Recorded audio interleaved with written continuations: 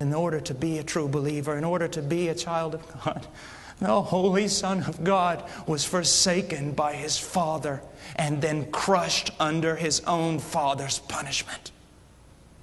You say, oh, Brother Paul, you've gone too far now. Have you not read Isaiah 53:10? It pleased the Lord to crush Him. Take a 10,000-pound millstone and put another on top of it. Put a grain of wheat between them and see what you've got when it comes out on the other end. Take a dam 100,000 miles high and 100,000 miles wide and have it break in front of you. And as the torrent of water rolls down towards you to engulf you, to destroy you, all of a sudden the ground opens up and drinks it down, and not one drop splashes to your feet. And so Christ raised His hand up to heaven and took the wrath of God, that great cup, and drank it down. And when He cried out, "It is finished," He turned it over and not one drop came out. He drank the wrath of God and satisfied justice and appeased wrath, and therefore God can now be just and justify the sinner. This is what He's done. This is what He has done.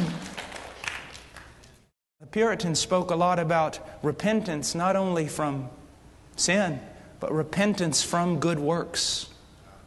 You say, what do you mean? There is a real sense in which repentance is simply this: you give up from trying to justify yourself. You just quit. You see that every one of your most righteous deeds is better than filthy rags, and you detest them, and you throw them to the floor, and you stand there before God and say, unless you move on my behalf, I am damned. And you believe.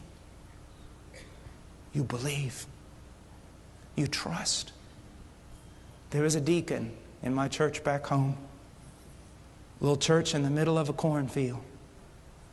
And I love this man. He's walked with God longer than I've been alive. And he remembers telling me one time he told me about his conversion. He said, I was a good fella as fellas go.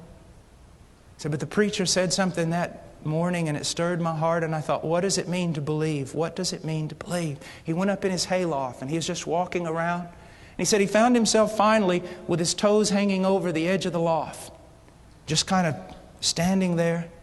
He said, all of a sudden it just dawned on me. And this is what he said: Lord, I am going to trust, place my confidence exclusively, only in what your Son has done for me. And if that very thing, if what He has done for me is not strong enough to save me, then I will go to hell, because I will not trust in another thing. Right now, if this preacher died, he would go to heaven. Not because I spent years in the jungles and the Andes Mountains of Peru. Not because of piety, devotion, or Bible study. Not because of denominational affiliation, baptism, or participation in the Lord's Supper. If I died right now, I would go to heaven because 2,000 years ago, the Son of God shed His blood for this wretched man. And that is my hope. And I expect that scarlet thread is strong enough to hold me when I swing out into eternity upon it.